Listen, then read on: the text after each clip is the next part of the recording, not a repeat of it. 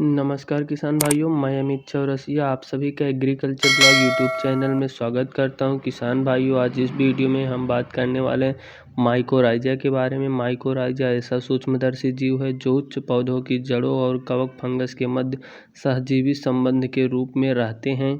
यह सूक्ष्म जीव मिट्टी में मौजूद पोषक तत्वों जैसे फास्फोरस, नाइट्रोजन और छोटे पोषक तत्वों को पौधों के लिए उपलब्ध अवस्था में बदलता है ताकि पौधे की जड़ों को पोषक तत्व मिल सके। माइकोराइजा फास्फोरस के अवशोषण में मुख्य भूमिका निभाता है। यह मिट्टी की उर्वरा शक्ति में सुधार कर पौधों की जड़ों को भी विकसित करता है।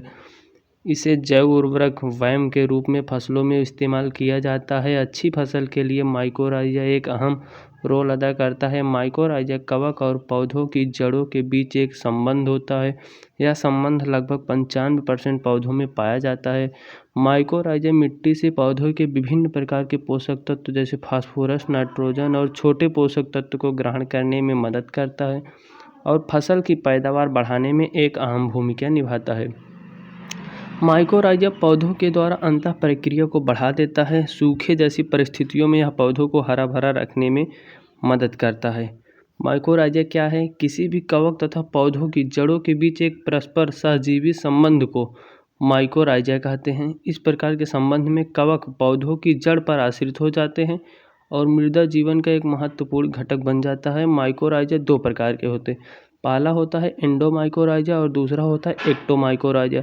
एंडोमाइकोराइजा पौधों की जड़ के कोशिकाओं तक प्रवेश कर जाता है, जबकि एक्टोमाइकोराइजा कवक के जड़ों के कोशिकाओं के ऊपर एक प्रकार से आवरण बनाता है। कभी कभी तो यह कोटिकल कोशिकाओं के अंदर प्रवेश करके भी उसे प्रोटेक्ट करता है या उसकी रक्षा करता है। इस परिस्थिति में इसे एक्ट एंडोमाइकोराइजा कहते हैं। यह किसी पौधे के साथ अपना संबंध स्थापित करता है। माइकोराइजा के लाभ के बारे में बात करें तो मिर्च, बैगन, गोभी, भिंडी, टमाटर, आलू, प्याज, मूंगफली, तरबूज, लहसुन, अजवाइन और अन्य सब्जी वर्गीय फसलों में जिनकी नर्सरी तैयार की जाती है, उन सभी फसलों में इसका उपयोग किया जाता है। इसके प्रयोग से जड़ों में विकास होता है तथा जड़ें अधिक पोषक तत्व लेने में सक्षम हो जाती हैं, अतः फसलों की उपज में वृद्धि होती है। मिट्टी स्वास्थ्य को रासायनिक उर्वरक के दुष्प्रभाव से बचाया जा सकता है। रासायनिक उर्वरक की बचत के साथ मिट्टी में लाभकारी जीवों की वृद्धि होती है। माइकोराइजा मिट्टी से फास्फोरस की उपलब्धता को 60 से 80% तक बढ़ाता है। जमीन की भौतिक एवं रासायनिक दशा दोनों में सुधार करता है। इन्हें आसानी से गुणन किया जा सकता है, जिससे एक बार ही खरीदने की आवश्यकता पड़ती है। माइकोराइजा के उपयोग से जड़ों का बेहतर विकास होता है। माइकोराइजा पौधों के द्वारा जल के अवशोषण की क्रिया दर को बढ़ाकर पौधों को सूखे की प्रति सहनशीलता बढ़ाता है, जिससे यह पौधों को हरा भरा रखने में मदद करता है। माइकोराइजा फसलों को मिट्टी से होने वाली कई हानिकारक रोगाणु से भी बचाता है। इसके उपयोग से पौधों के चयापचय गतिविधियों को प्रदान करता है, जिससे पौधे की ट्रांसप्लांटिंग के बाद मुरझाने को कम करता है और पौधों के प्रत्यारोपण के बाद मृत्यु दर घट जाती है।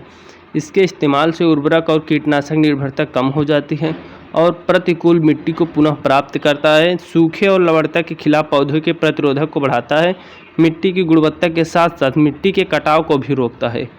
माइकोराइजा के उपयोग विधि के बारे में बात करें तो किसान भाइयों, फसलों की रोपाई से पहले जड़ों को माइकोराइजा 5 मिली प्रति लीटर पानी के दर वाले सॉल्यूशन में मिलाएं ताकि जड़ अच्छी तरह से बढ़वार कर सके। यह पाउडर फार्म में भी उपलब्ध होता है। पाउडर फार्म उत्पाद की 250 ग्राम मात्रा को 100 से 200 लीटर पानी में मिलाएं और पौध को खेत में लगाने से पहले 2 से 3 घंटे तक डुबोएं।